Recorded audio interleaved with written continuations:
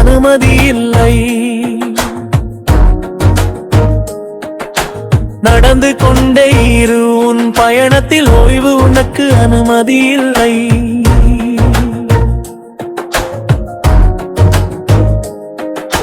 புயல் வீசியாலும் பயப்படக்கூடாது, சூறாவளி எழுந்தாலும் தாழ்ந்து விடக்கூடாது. விரில் எரித்தாலும் தளரக்கூடாது, முடுக்கள் குத்தினாலும் நின்று விடக்கூடாது. சோதனைகள் வந்தாலும் முருகக்கூடாது, நம்பிக்கை மலர்கள் வாடக்கூடாது. காற்று சொன்னாலும் விடக்கூடாது, பூமி சொன்னாலும் திசை மாறக்கூடாது. மேகம் சொன்னாலும் சிதறக்கூடாது, சூரியன் அழைத்தாலும் அணையக்கூடாது. அணையக்கூடாது, நின்று விடக்கூடாது. நீ ஒரு அலை திரும்பக்கூடாது, மாறக்கூடாது. நடந்து கொண்டே இரு உன் பாதையும், ஓய்வு உனக்கு அனுமதி இல்லை. ஓ பயணியத்தில் சோர்வது அனுமதி இல்லை. பாதை கடினம், நின்று விடக்கூடாது. நடந்து கொண்டே இரு உன் பயணத்தில், ஓய்வு உனக்கு அனுமதி இல்லை. ஓம் சாந்தி. தடை செய்யப்பட்டுள்ளது, அனுமதி மறுக்கப்பட்டுள்ளது, அனுமதி இல்லை அப்படிங்கிற பட்டியினுடைய 21 நாள் பட்டியினுடைய இன்று 9வது நாள். இன்றைய ரிவிஷன் பண்ணக்கூடிய முரளி பார்த்திங்கன்னா 15 நவம்பர் 2005. முரளியினுடைய தலைப்பு நேரத்தின் அருகாமையில். நேரம் பக்கத்தில் வந்துட்டு இருக்கு, அதை மனசில் வச்சுக்கிட்டு தன்னிடம் உள்ள எல்லைக்குட்பட்ட பந்தனைகளை எல்லாம் முடித்து விட்டு சம்பன்னம் மற்றும் சமமாக ஆகுங்கள். இதுதான் தலைப்பு. இந்த முரளியில் பார்த்தீங்கன்னா பாபா வந்து சுதந்திரத்தை பற்றி ரொம்ப டீட்டெயிலாக சொல்கிறாரு. உண்மையான சுதந்திரம்னா என்ன, அதனுடைய அடையாளம் என்ன, அதுக்கு என்ன பண்ணணும் அப்படிங்கிறத பாபா இந்த முரளியில் விளக்குறாரு. அப்புறம் பார்த்தீங்கன்னா நேரத்தை பற்றியும் பாபா இதில் வந்து மென்ஷன் பண்ணுறாரு. நேரத்தினுடைய அருகாமைக்கு ஏற்ற மாதிரி நம்மளுடைய புருஷார்த்தனுடைய ஸ்பீட் இருக்கணும் அப்படிங்கிறதையும் பாபா வந்து இந்த முரளியில் சொல்கிறாரு. இந்த முரளிகளை நம்ம போகிறதுக்கு முன்னாடி 1-2 கொஸ்டின்ஸ் நம்மளே கேட்டுக்கலாம், ஜஸ்ட் ரியலைசேஷனுக்காக. நீங்கள் ஒன்றும் பண்ண வேண்டாம், காது கொடுத்து கேட்டுட்ருங்க, அவ்வளோதான். கொஸ்டின் என்ன அப்படின்னா, நான் உண்மையிலேயே சுதந்திரமானவனா, இல்லைனா என்னுடைய சமஸ்காரங்களால் ப்ரோக்ராம் செய்யப்பட்ட ஒரு ப்ரோக்ராமிங் ஆனா, அதனுடைய ப்ரோக்ராமில் நான் வந்து இயங்கிட்டு இருக்கிறேன்னா, இல்லை உண்மையிலே நான் சுதந்திரமாக இருக்கிறேன்னா. அடுத்து 2வது கேள்வி, யாராவது என்னை கிரிட்டிசைஸ் பண்ணுறாங்க, நிந்தனை பண்ணுறாங்க அப்படின்னா என்னுடைய உள் மனசுக்குள்ளே ஆட்டம் ஏற்படுகிறதா, இல்லை நிலையாக இருக்குதா? என்னுடைய சாந்தியானது நான் யாருக்காவது கடனாக கொடுத்துருக்குறேன்னா, இல்லை நான் யார்கிட்ட இருந்தாவது கடன் வாங்கியிருக்கேனா? நான் என்னுடைய சுபாவத்திற்கு நான் எஜமானனாக இருக்கிறேன், இல்லை என்னுடைய நேச்சருக்கு என்னுடைய இயற்கை, என்னுடைய நேச்சர்னு சொல்லி நான் வந்து நானே தட்டி கொடுத்துட்ருக்குறேனா? என்னுடைய விவகாரம் வந்து சுதந்திரமானதாக இருக்குதா, இல்லை கடந்த கால என்னுடைய செயல்களுடைய ரிப்பீட்டேஷனாக இருக்குதா, ஆட்டோமேட்டிக் ரிப்பீட்டேஷனாக இருக்கா? அதுக்கு நான் அப்படியே அடிமையாகி அதுக்குள்ளே இருந்துகிட்ருக்கிறேன் அப்படியா, இல்லை சுதந்திரமாக இருக்குண்ணா? என்னுடைய விவகாரம் சுதந்திரமாக இருக்குதா? யாரோ ஒருத்தவங்க வராங்க, வந்து என்னுடைய மனநிலையை மூட ஆஃப் பண்ணிட்டாங்க, இல்லை மேலே கீழே பண்ணிட்டாங்க அப்படின்னா, அப்போ வந்து ராஜா யார்? நான் ராஜாவா, அவங்க ராஜாவா? நான் வந்து தேகத்தை யூஸ் பண்ணிட்டு இருக்கிறேன்னா, இல்லை தேகம் வந்து தன்னுடைய ஆசைகளை என் மூலமாக நிறைவேற்றிட்டு இருக்குதா? என்னுடைய கர்மேந்திரியங்கள் என்னுடைய கட்டளைப்படி நடந்துட்டு இருக்குதா, இல்லைனா நான் அதற்கு வேலைக்காரனாக இருக்கிறேன்னா? எப்போல்லாம் நான் வந்து நான் அப்படிங்கிற வார்த்தையை யூஸ் பண்ணுறனோ, அப்போ நான் ஆத்மா பேசிகிட்டு இருக்கிறேன்னா, இல்லை என்னுடைய அகங்காரம் பேசிகிட்டு இருக்கா? நான் வந்து ஒரு பொய்யான என்னுடைய அடையாளத்தை நான் உருவாக்கி வச்சுருக்கிறேன், தேக சம்பந்தமானது, அந்த அடையாளம் பேசிகிட்டு இருக்குதா, இல்லை நான் ஆத்மா தான் உண்மையிலேயே பேசுகிறேன்னா? நான் பேசுகிறேன் நான் அப்படிங்கிற வார்த்தையை யூஸ் பண்ணும்போது எனக்கு வந்து எல்லாருக்கிட்டையும் உண்மையான அன்பு இருக்குதா? நான் யார் கூடலாம் பழகுறேன்னா அவங்க மேலே உண்மையான அன்பு இருக்குதா, இல்லை எமோஷ்னல் டிபெண்டன்ஸ் எமோஷ்னலாக நான் அவங்கள சார்ந்து இருக்கிறேன்னா, இல்லை உண்மையிலேயே அன்பாக பழகுறேனா, இல்லை எமோஷ்னல் அட்டாச்மெண்ட்டில் இருக்கிறேனா? நான் வந்து எல்லார்ட்டையும் அன்பு காட்டுறேன் அப்படின்னா அது உண்மையான அன்பா, இல்லைன்னா என்னுடைய அட்டாச்மெண்ட்டா, இல்லைன்னா நான் தனிமையை பார்த்து பயந்து ஒருத்தவங்க மேலே அன்பு வச்சுருக்கிறேனா? நான் வந்து சூழ்நிலையை வந்து மாற்றுறதுக்காக முயற்சி பண்ணிகிட்டு இருக்கிறேன்னா, இல்லை என்ன நான் மாற்றுறதுக்கு முயற்சி பண்ணிகிட்டு இருக்கிறேன்னா? ஃபுல் டேயில் நான் எதில் பிஸியாக இருக்கிறேன்? இன்றைக்கு நம்மளுடைய பொசிஷன் போயிடுச்சு, நம்மளுடைய கிட்ட எல்லாமே போயிடுச்சு, ரிலேஷன்ஸ் போயிட்டாங்க, நம்மளுடைய பணம் போச்சு, எல்லாமே சட்டம் திட்டம் எல்லாமே போச்சு. அப்படின்னா என்ன ஆகும்? மிச்சம் இருக்கிறது என்ன இருக்கும்? ஏதாவது இருக்குமா? நான் வந்து பாதுகாப்பாக இருப்பேனா, இல்லைனா எனக்குள்ளே இருந்த நிழல் பாதுகாப்பாக இருக்குமா? இல்லை அது என்னை காப்பாற்றுமா, இல்லை நானே தான் என்னை காப்பாற்றிக்கணுமா? ஓம் சாந்தி. எல்லோரும் உங்கள் உள்ளுக்குள்ளேயே ரியலைசேஷன் பண்ணீங்களா? அதனால் இன்றைக்கி முரளியில் வந்து நம்ம பாயிண்ட் எடுக்கலாம்.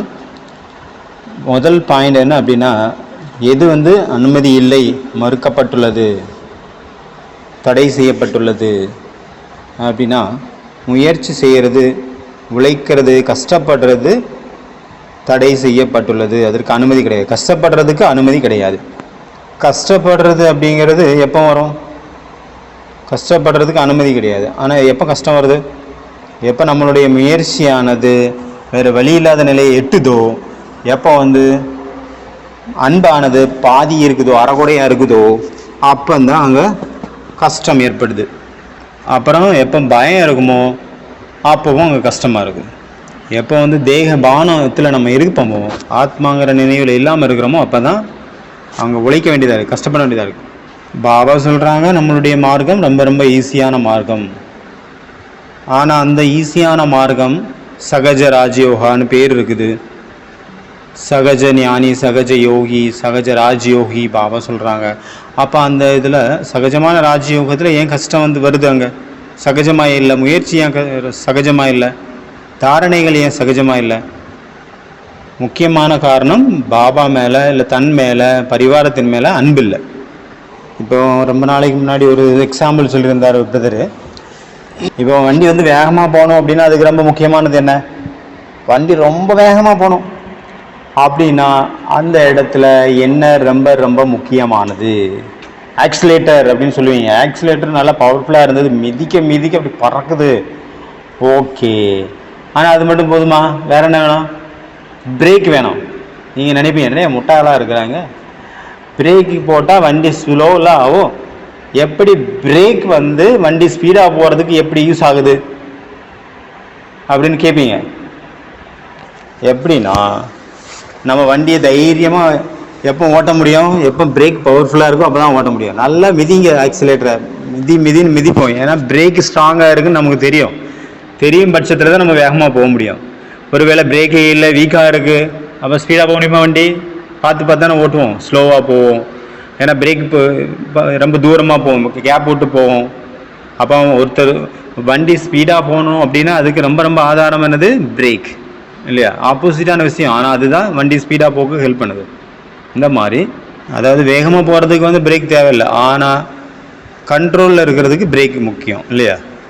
Love has no effect. எங்கே அன்பு இருக்குதோ அங்கே உழைக்க வேண்டிய, கஷ்டப்பட வேண்டிய அவசியம் இல்லை. எங்கே வந்து இல்லை காதல் அன்பு இருக்குமோ அப்போ வந்து அங்கே கஷ்டமாக தெரியாது. ஆழமான அன்பு யார் கூட இருக்குதோ அப்போ அவங்களுக்காக உயிரே கொடுக்க ரெடி ஆயிடுவாங்க. இப்போ வந்து அன்பு வந்து நம்ம ஒரு எக்ஸாம்பிள் கூட அன்றைக்கி யாரோ சொன்னாங்க. இப்போ இப்போ ஒரு குழந்தை வந்து வண்டிக்குள்ளே மாட்டிக்கிச்சு, வண்டி கவுந்துருச்சு. அப்போ அவங்க மம்மி, அந்த குழந்தையோட அம்மா வந்து அந்த காருக்குள்ளே மாடி இருந்த குழந்தைய போராடி வெளியில் எடுத்துட்டாங்க, காரை நிமித்துட்டாங்க. அந்தளவு சக்தி எங்கேருந்து வந்தது? அந்த அன்பில் அவ்வளோ சக்தி இருந்தது. எமோஷ்னலான அன்பு இருந்தால் கூட அங்கே வந்து நிறைய விஷயங்கள் அங்கே நடந்துடும். அவங்கள உடல் ரீதியாக அவங்க பலவீனமானவங்களாக இருக்கலாம், ஆனாலும் அந்த நேரத்தில் அந்த எமோஷ்னல், அந்த அன்பு ஆனது அவங்கள செய்ய வைக்குது, முடியாததை கூட முடிக்க வச்சிருது. அந்த ஸ்தூலமான அன்பு கூட இப்படி ஒரு யானை இருக்குது அப்படின்னா, யானை கண்ட்ரோல்டாக இருக்கும்போது நம்மளுடைய நிறைய காரியத்தை அது ஈஸியாக ஆகிக்கிறது, நம்மளால் முடியாத காரியத்தை அது ஈஸியாக முடிச்சிருது. அதுவே அன்கண்ட்ரோல் ஆகிடுச்சுன்னா கார் மாதிரி இருக்கிற வேலையும் இல்லாமல் பண்ணிடுது. அதனால் கஷ்டத்தை வந்து ஈஸியாக மாற்றிடுது அன்பு.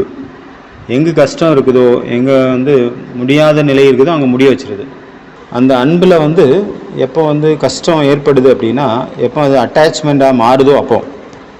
அன்புக்கு பதிலாக அந்த சுயநலம் உள்ளே பூந்துருச்சு அப்படின்னா அப்போ தான் அங்கே கஷ்டம் ஏற்படுது. எங்கே வந்து அட்டாச்மெண்ட் இருக்குமோ அங்கே வந்து பயம் இருக்கும். எங்கே கவலை இருக்குதோ அங்கே கூட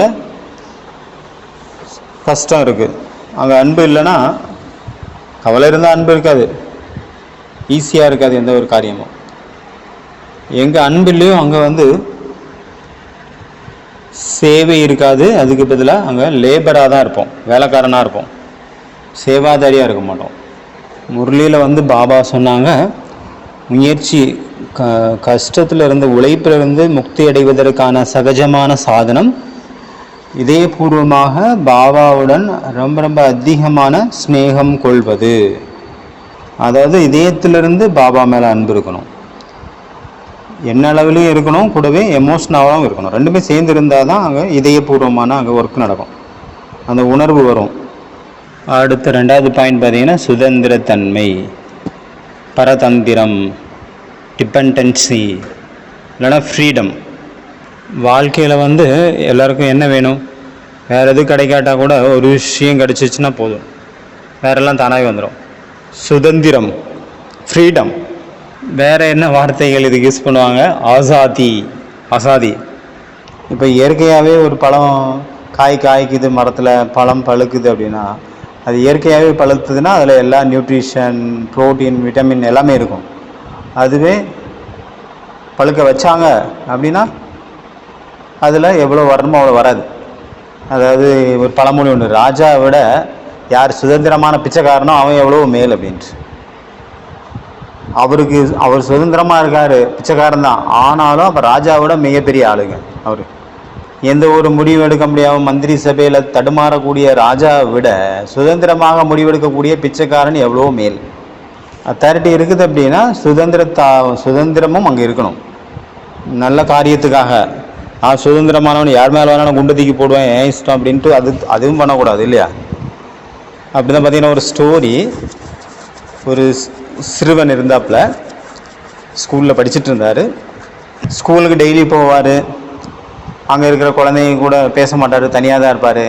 அவருடைய கூட படிக்கிறவங்க யாராவது கூப்பிட்றாங்க, ஏ ராம் வா விளையாடலாம் அப்படின்பார். ஆக்சுவலி அவர் வந்து ராஜாவுடைய பையன், ராஜ்குமார். அப்போ அவர் சொல்லுவாரா, நான் ராஜ்குமார், நான் ராஜாவுனுடைய பையன், நான் எப்போ நினைக்கிறேனோ அப்போ தான் விளையாடுவேன், எனக்கு தோணுனா தான் விளையாடுவேன் அப்படின்னு.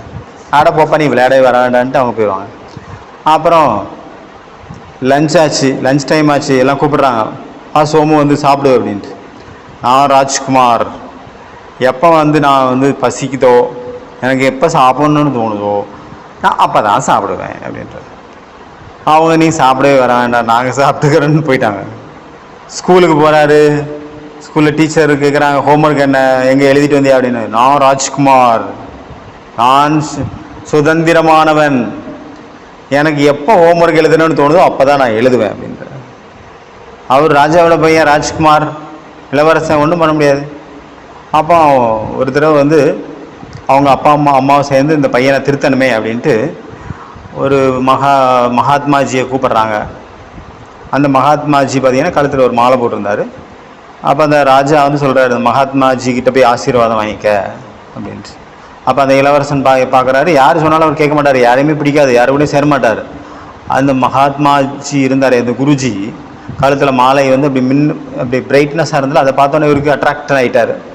உடனே ஓடி போய் கேட்குறாரு, சொல்லுங்கள் குருவே அப்படின்ட்டு. அப்போ அவர் சொல்கிறார், இந்த ராத்திரி நீ தூங்கும்போது ஒன்று பண்ணு, இந்த மாலையை கழட்டி கொடுக்குறாரு, இந்த மாலையை வந்து நீ கழுத்தில் போட்டுக்க, எப்பவுமே போட்டுகிட்டே இருக்கணும், ஓகேவா? தூங்கும்போது கண்டிப்பாக போடணும். அவருக்கு வந்து அவர் யார் சொன்னாலும் கேட்க மாட்டார். ஆனால் அந்த மாலையை அவரை அட்ராக்ட் பண்ணிடுச்சு. அதனால் மாலையை கழுத்தில் போட்டுக்கிறாரு. அப்புறம் தூங்குறாரு. அது வந்து ஒரு மேஜிக்கலான கனவை வர வைக்கக்கூடிய ஒரு ஹிப்னாடைஸ் பண்ண ஒரு கல். அதனால் அவர் ராத்திரி ஒரு கனவு வருது. கனவுல வந்து அவர் இளவரசனாக இருந்தவர் பெரிய ராஜா ஆகிட்டார்.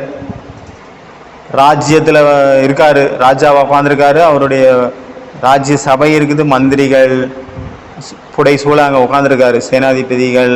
ராஜ்ய சபையில் டிஸ்கஷன் போயிட்டுருக்கு. அப்போ திடீர்னு ஒருத்தர் வந்து சொல்கிறார், ராஜா ராஜா, ஒரு காவலர் வந்து சொல்கிறார், ராஜா ராஜா, எதிர்நாட்டு படை வந்து நம்மளை அந்த நாட்டில் வந்து பூந்துச்சு அப்படின்ட்டு, யுத்தம் வரப்போகுது.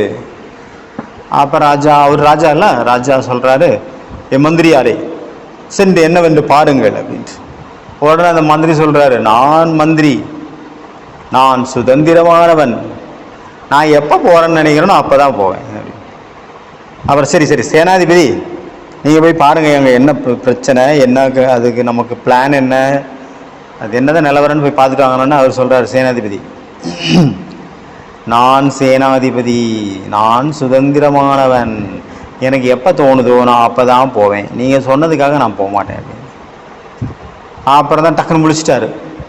அப்போ தான் அவருக்கு டச் ஆகுது அந்த இளவரசனுக்கு. இப்போவும் சின்ன பையனாக தான் இருக்கிறாரு. இளவரசனுக்கு டச் ஆகுது, ஒருவேளை இன்னைக்கு நம்ம யார் சொல்கிறதையும் கேட்கல அப்படின்னா நாளைக்கு நம்ம சொல்கிறத யாரும் கேட்க மாட்டாங்க அப்படின்னு அவருக்கு ரியலைஸ் ஆகுது. அந்த மாதிரி அதிகாரம் இருக்கு, சுதந்திரமாக இருக்கிறேன்னு சொல்லிட்டு தான் இஷ்டத்துக்கு இருக்கக்கூடாது இல்லையா? அந்த நான் வந்து புதுசாக ஃபஸ்ட் டைம் வந்திருந்த போது ஒரு பிரதர்கிட்ட வந்து அங்கே அப்போ ஒரு ப்ராப்ளம் நடந்துகிட்டு இருந்தது. அப்போ அவர்கிட்ட டிஸ்கஸ் பண்ணேன். அப்போ அவர் சொன்னார், இங்கே நிறைய ப்ராப்ளம்ஸ் வரும் பாபாவனுடைய வீட்டுக்கு உள்ளே, அவ்வளோ ப்ராப்ளம் வரும். இங்கே நம்ம வந்து ரொம்ப ரொம்ப சென்சிட்டிவாக இருக்கிறோம், ரொம்ப வந்து தொட்டாசினிங்கி மாதிரி இருக்கிறோம் அப்படின்னா நம்ம தாக்கு பிடிக்க முடியாது. நம்ம வந்து நீர் யானை இருக்குல்ல, அதனுடைய தோலை மாட்டிக்கணும். அந்த அளவு ஸ்ட்ராங்காக இருக்கும்போது தான் நம்ம லைஃப் வந்து போகும். இல்லை அப்படின்னா தாங்க மாட்டோம், ஓடி போயிடும். அந்த மாதிரி விஷயங்கள் வரும், அவ்வளோ விஷயங்கள் வரும், நம்மளை வந்து ஒரு வழி பண்ணிடும். அப்போ ரொம்ப ஸ்ட்ராங்காக இருக்கணும், தோல் என் நீர் யானை மாதிரி. அப்போ எது ஆனாலும் நமக்கு ஃபீலிங்கே இருக்காது. அதுக்கு தோல் ரொம்ப ஸ்ட்ராங்கு, அதுக்கு என்ன போட்டாலும் ஒன்றும் தெரியாது. வெயில் அடித்தாலும் சரி, குளிர் அடித்தாலும் சரி, ஒரு ஃபீலிங் இருக்காது. நீர் யானை எரும மாடை விட ரொம்ப ஸ்ட்ராங்கான தோலாக இருக்கும். எப்படி சுதந்திரத்தை பற்றி பார்த்தோமோ, அப்போ சுதந்திரம் அடிமையாக, ஆப்போசிட் என்னது? அடிமை தானே. அடிமையாக இருப்பதற்கு அனுமதி கிடையாது. இதுதான் ரெண்டாவது பாயிண்ட். ஆக்சுவலி நம்ம எதுக்கு அடிமையாக இருக்கிறோம்? நம்ம உடலினுடைய அபிமானம், உடலினுடைய உணர்வு. நம்ம உண்மையிலே பார்த்தீங்கன்னா உடம்புக்கு அடிமை கிடையாது, உடல் மூலமாக உருவாக்கி வச்சிருக்கிறோமே பொய்யான ஒரு அடையாளம், ஈகோ, அதுதான் நம்மளை அடிமைப்படுத்துது. தேகத்தில் வந்து பார்த்தீங்கன்னா தேகத்தினால ஒரு விஷயமும் கிடையாது. அந்த தேகத்தை சார்ந்து நம்ம உருவாக்கி வச்சுருக்கணும்ல பல விஷயங்களை, அதுதான் நம்மளை தொல்லை பண்ணுது.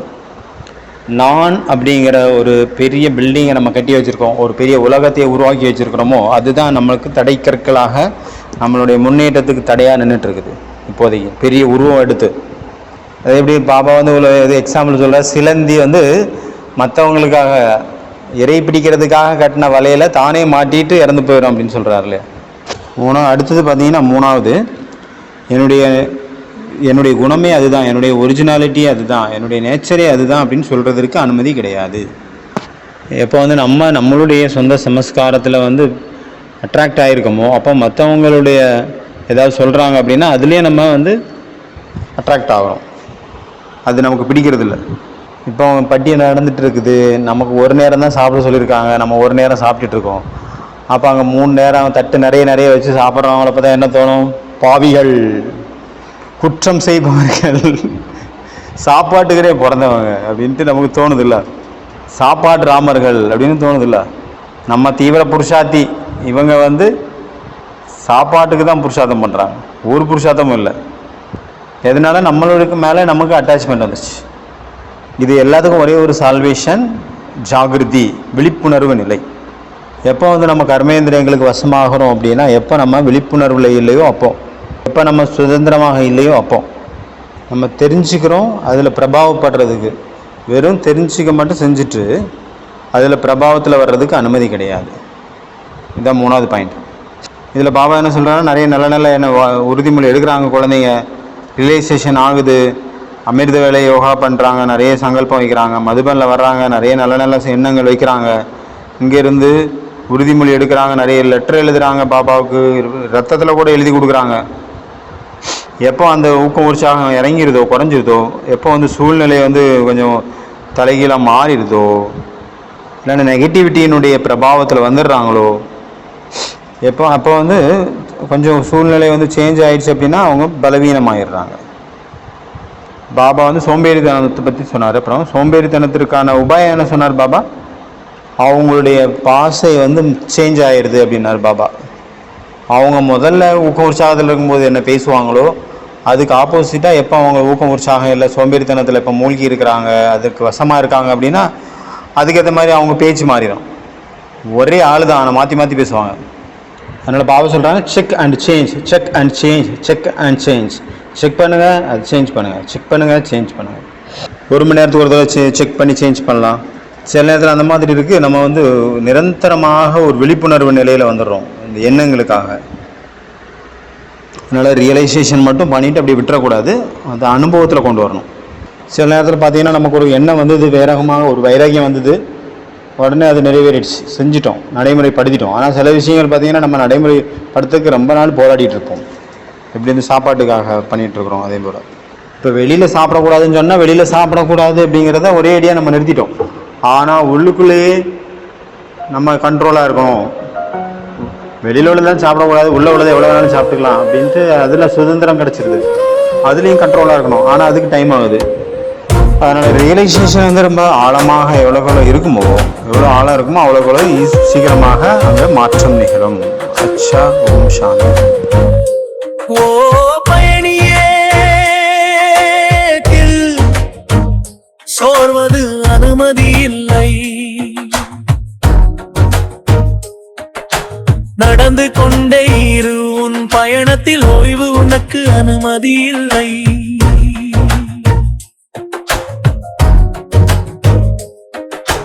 புயல் வீசியாலும் பயப்படக்கூடாது, சூறாவளி எழுந்தாலும்